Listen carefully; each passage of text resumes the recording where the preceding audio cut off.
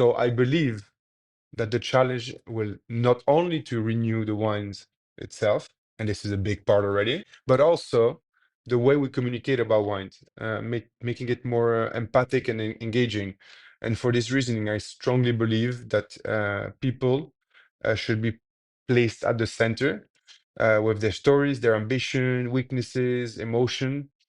And I believe we need to return to telling and celebrating not only the wines, but also those who make it possible. And that's what we are implementing in our communication in Bali di Pianetto. Welcome to another episode of the Italian Wine Podcast, the Next Generation series, where we aim to answer one simple question: what are the new generations up to when it comes to wine and food? My name is Karla Ravagnolo. Join me as we dive into the latest trends in Italian wine. Hello, and welcome to another episode of the Italian Wine Podcast. My name is Karla Ravagnolo. I'll be your host for this episode of the Next Generation series. Today, I'm pleased and very much excited to welcome Gregoire Desforges, the new owner of Baglio di Pianetto, everybody. I really wanted to give a huge shout out to Gregoire for this accomplishment, and I'm actually curious to ask him as the very first question. How are you feeling about it, Gregoire? So, Carla, thank you very much for the opportunity to express myself and to tell you a bit about the history of Bali di Pianetto. How do I feel at the moment? Wow. Sincerely, very excited.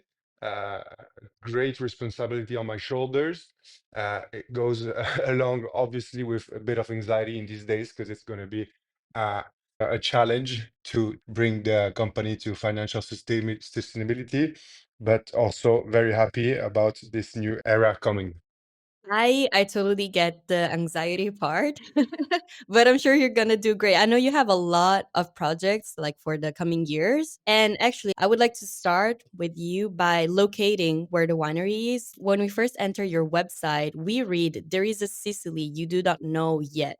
So why don't you start by locating your winery and sharing with us what you mean by this claim? So first of all, I'm happy that the claim made an impact. Baglio di Pianetto is located 30-minute drive south of Palermo in the mountains.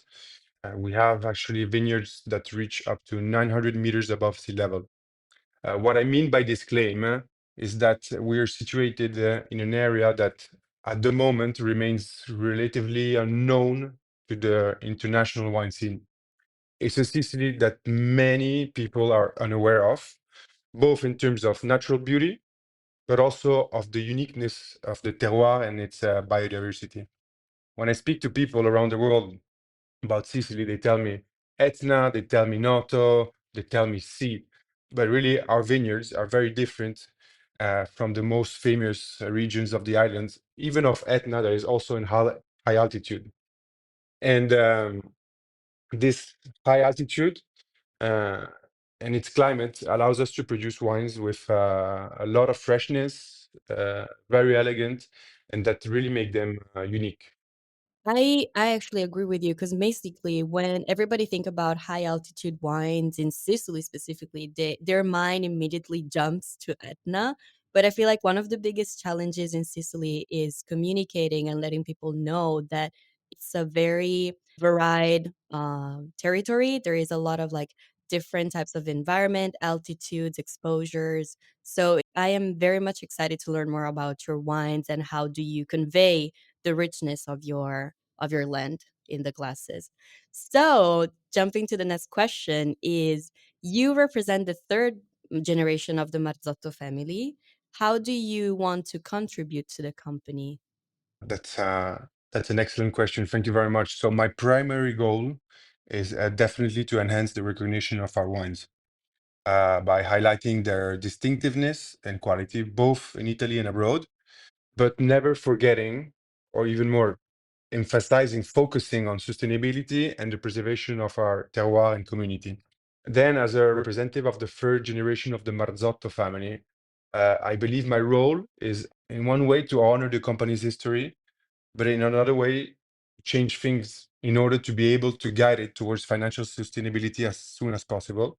And in the end, my vision is not that different from what my grandparents had in mind. Basically, made very simple, it takes into account people and nature to do quality wines.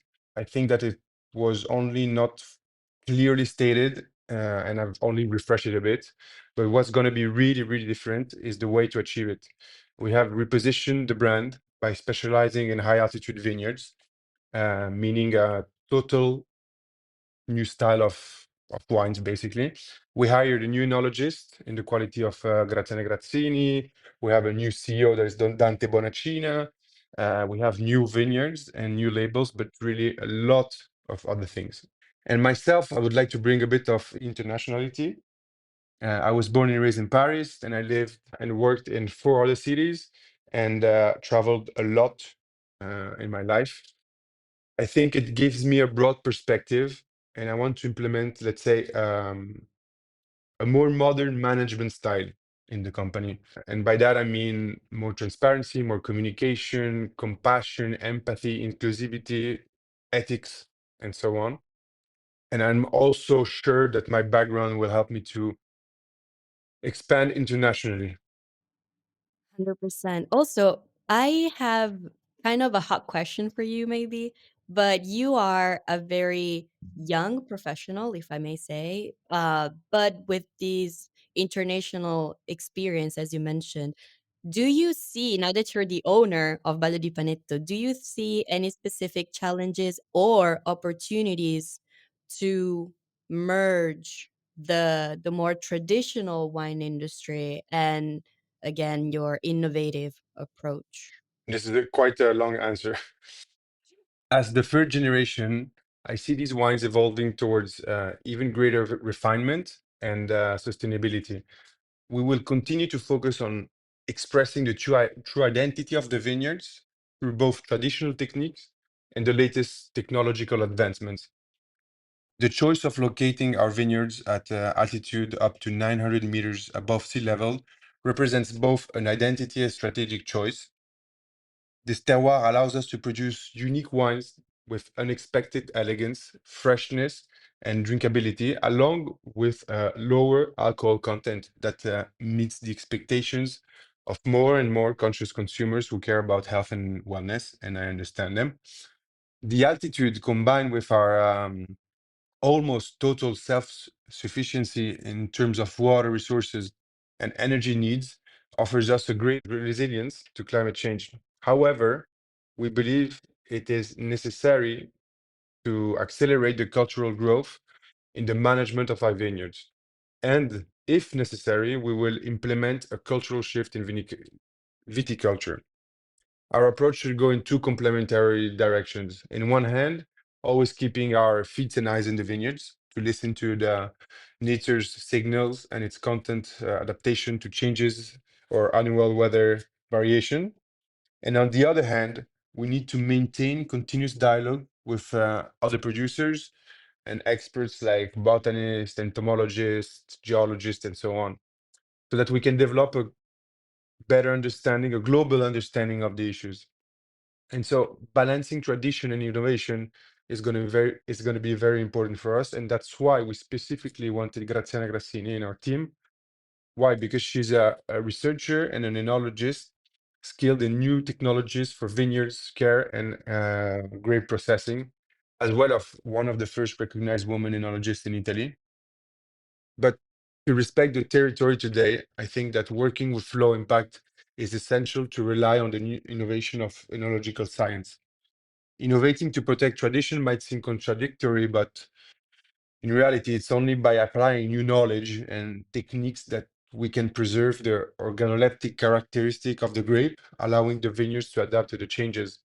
And I'm very proud of one of our challenge that is going to be to recover local grape varieties that had disappeared over time, giving a new life to those varieties that shaped the Sicilian wine's history. And actually, it's a great risk, but the value is great, and it can stand as a statement to our deep connection to the heart of our terroir. This actually also introduces one of your key concepts, that is the concept of Eco Hotel, because basically 2025 started with you in full swing with the new title of owner and also with an Eco Hotel coming together. Would you mind telling us what does eco hotel mean? How did you come up with the idea, and how does it relate to Baglio di Pianetto? Sure. That is a project that is still being studied and that I'm very uh, proud and excited to see it come alive. One thing is, I don't think I will call it a eco hotel. Why? Because I think that the ecological aspect will be embedded within the business model, and people will definitely feel it. But I don't like it to use it as a communication tool, even if we will, in a certain way, in on the website. But I think that ecology should be at the forefront of any business idea. Uh, the hotel will be a space that goes beyond just providing rooms. It's about creating an immersive experience that is deeply rooted in sustainability, nature, and local culture. And we really want to allow people to experience it. This idea comes from the desire to bring people closer to the nature that we live in, and closer to the wines we produce. You could say, in a way, that it's a way to extending Baglio di Pianetto's wines beyond the bottles into a holistic approach that includes gastronomy, hospitality, and education about environment and culture. You mentioned hospitality, obviously, and we know that enotourism is one of the biggest trends that we should keep an eye on. But how do you think enotourism will shape and contribute to the island or the Valle di Pianetto area? The hotel project will be based, first of all, on a zero emission building goals and a regenerative tourism model designed definitely to enhance the local community. So we've made a priority to involve local artisans, farmers, producers, and I think it strengthens the connection between the estate and the people who live around it. For example, in the winery, we have close to 100% of our employees that are locals, and we will try to achieve the same result in the hotel. As for the environment, it's early to say what will be achievable, but the idea is to be like the winery, energetically independent, and to have a sustainable source of water and to reduce waste as much as possible. I also want to enhance what my grandmother has started with her biodiverse garden. I'm studying the possibility to do a small reforestation project, syntropic agriculture, and other things like vertical farming, among others. But it's really early to speak about it. It's very important for us to create an authentic experience that doesn't only benefit our guests, but also provides economic opportunities for the surrounding areas and to respect the environment, of course. As for the enoturism in Sicily, I think it's still in its early days, but I believe it has a potential to shape the future of the island's tourism sector that is growing. By creating a destination that offers visitors not just wine, but an immersive experience, for example, we hope that this will bring attention to the unique beauty of our terroir territory and its wines and culture. I think that will contribute to the growth of slow tourism as well, by providing guests with a deeper understanding of Sicily's very, very rich cultural heritage and and enological heritage. You very quickly mentioned what I think is one of the keywords that I've been hearing from many young wine professionals. That is authenticity. You mentioned like an authentic experience, right? Do you think this is the added value that can convince even like younger consumers to better approach and come closer in a way to the wine industry? Do you think this is something that uh, can somewhat change the perception of the wine industry and bring people closer? Yeah. Yes, definitely. I think that those days, the trend in hospitality is definitely looking towards authenticity, towards the immersion into the culture, and deeper understanding of the people that take care of the vineyards or the people that live in the area, and all the things that go with it. Yeah, especially because when everybody keeps saying like, "Oh, organic wine," or like the sustainability project. There's somewhat, I don't want to say, like, I don't want to talk about greenwashing, but it is certain now that people are kind of verifying if the organic, the biological side of a project is true. And what I really like about your project as well is that your concept of sustainability is soaked in awareness, because it's not just about the environment, as you mentioned, but there's also the social side, the social mission, right? And I know you have been very mindful about the LGBTQ community, the women of the community, the locals, of course, but also you have in mind a collaboration with Donne del Vino. Would you mind talking about that? For sure.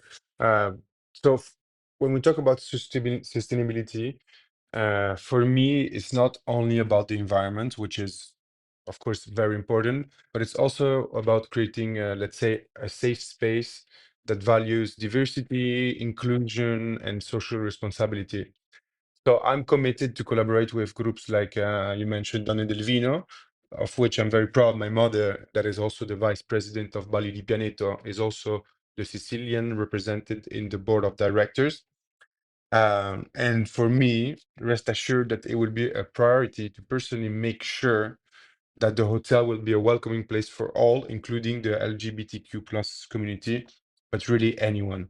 Uh, I think this is early to say, but I would like to test blind recruiting and really want that the hotel is a place where everyone feels accepted, valued, and safe.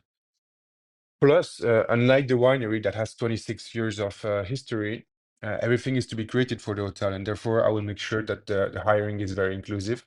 I will have the opportunity to do it myself. And obviously, it will also be a source of employment and growth for the local community. This will also be a priority, and we will definitely start searching in our area first, while investing in training people from our area, like we did with the winery.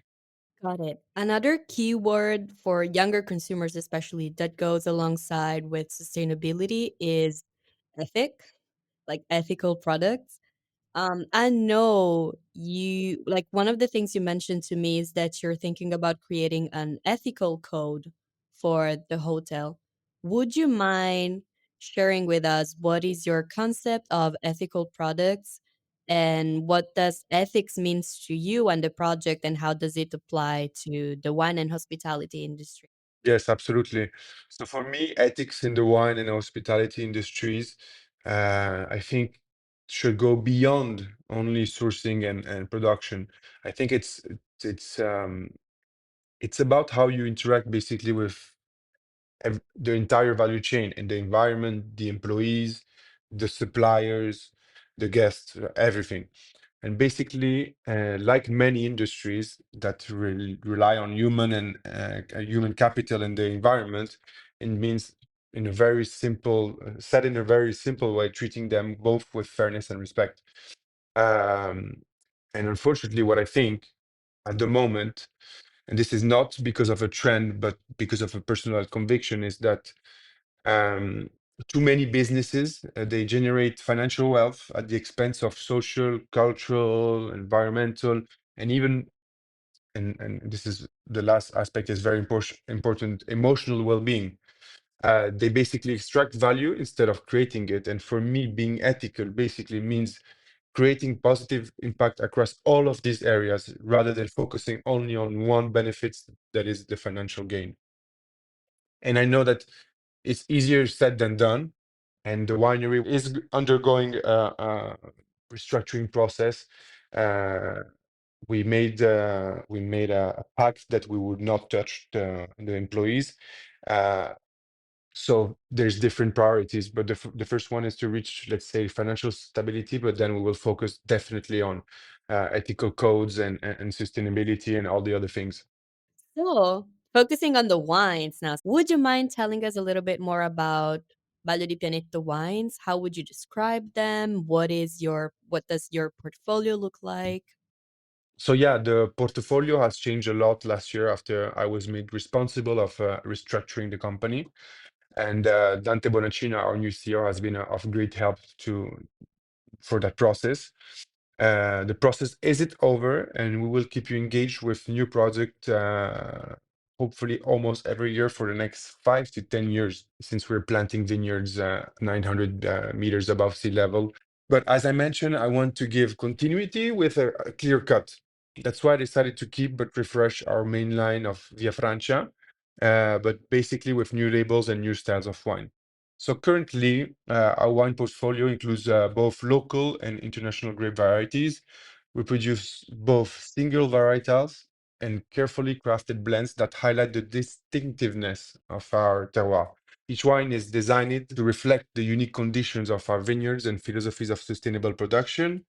And now for the description of the lines, we have the Impurezza line that has 7 labels and represents the local grapes we work with, including Insolia, Cataratto, Grillo, Nero d'Avola, and Frappato, together with the international ones that are Viognier and Syrah.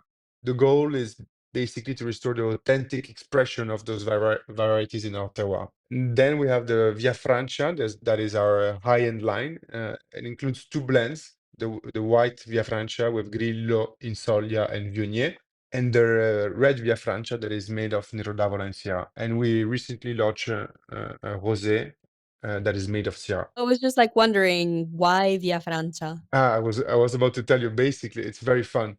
Uh, it's the name of the street where Baglio di Pianetto is located. So Baglio di Pianetto is located in the middle of Sicily in a street that's called Via Francia. And being half French, half Italian was a very fun coincidence. And we decided, because it's an old line that we have, to give the name to the wine that represents us most. And so we also kept 2 of our Etna wines, Fermata 125 white and red, and 2 sparkling wines that are Muriali and Foucha. And we have recently launched the Era Passito, Passito that is made from blended Moscato grapes from the archives of our Val di Noto property with our high altitude vineyards in the core area of Pianetto. And I like to say that it's a true manifesto of the evolution of the winery. Nice. I'm very much looking forward to taste that wine one day. Please. But besides the pasito, which is very interesting, we know that one of the most drank wines in the world is sparkling wine. So I feel like even though it's one of the most consumed and drank wines, not that many people know that Sicily produces sparkling wines as well. So like your sparkling wines kind of got my attention also because as we mentioned at the beginning, they're produced at kind of high altitude. Like I read it's 720 meters circa above sea level. Would you mind telling us a little bit more about your sparkling wines and why are they altitude wines? Yes, and I'm also very proud to mention that at the moment it's at 720 meters above sea level, but soon it will be up to 900 meters, which is a real bet, let's say. And that means that there's a significant temperature variation between day and night that can reach up to 20 degrees. Okay, so that's very important. And it's also very important for sparkling wines because it gives them acidity and freshness. And our silica-rich soil allows us also to produce grapes with ideal characteristics for sparkling wines production, resulting in minerality and balsamic notes, fresh and persistent, making Baglio di Pianetto's wine and bubbles very fine and elegant. What is the best drinking occasion? I would say hot summer or aperitivo. The other wines that caught my attention, of course, are the international grape varieties because we all know Syrah and Viognier. So I wonder, is there any specific note or characteristic that make people say like, ah, this Viognier or this Syrah are from Sicily? Yes, yes, yes. So the Syrah is an international grape or French grape that became international, but it's also deeply rooted in Sicily and it almost feels like a adopted native. But still, the power and boldness of our Sicilian Syrah makes it different from the French ones. Nevertheless, they both share great refinement and a harmonious blend of spicy and balsamic notes. And for our Viognier, think it offers floral notes of violet and broom with aromas of sage, thyme, with the minerality brought by this unique stone that is called Ficilino that we only find in our area. And I think that it reflects the rich biodiversity of our Pianetto core terroir. I like to also mention that our Viognier is also a symbol of longevity. Here in the winery, we are still opening bottles of Viognier from the year 2001, and it's great. Are usually people surprised to find international grape varieties from Sicily? Because, of course, people know Nero d'Avola, Nerello Mascalese, Frappato, etc. What is their reaction to international grape varieties? It's always positive, and it goes along with the story of the company. My grandfather married a French woman that was my grandmother, and therefore it's blended, uh, embedded in the history of Baglio di Pianetto, and that's what distincts us. So it's always a positive impact, and they also always ask the same question as you did: How is your Viognier, your Syrah, different from the French one? And they want to feel the difference. They want to feel the altitude also in the wines and so on. Interesting. So, one last question. What is your hot take? Do you have a hot take for the wine industry? Like something that the wine industry is not ready to hear yet? Listen, I'm not sure how hard it is, but I'd like to say that I am 35 years old, yes, and I come from a culture that attributes certain values to wine, and I feel the responsibility to interpret and update these values so that the new generation they can understand and how extraordinary and profound this world is.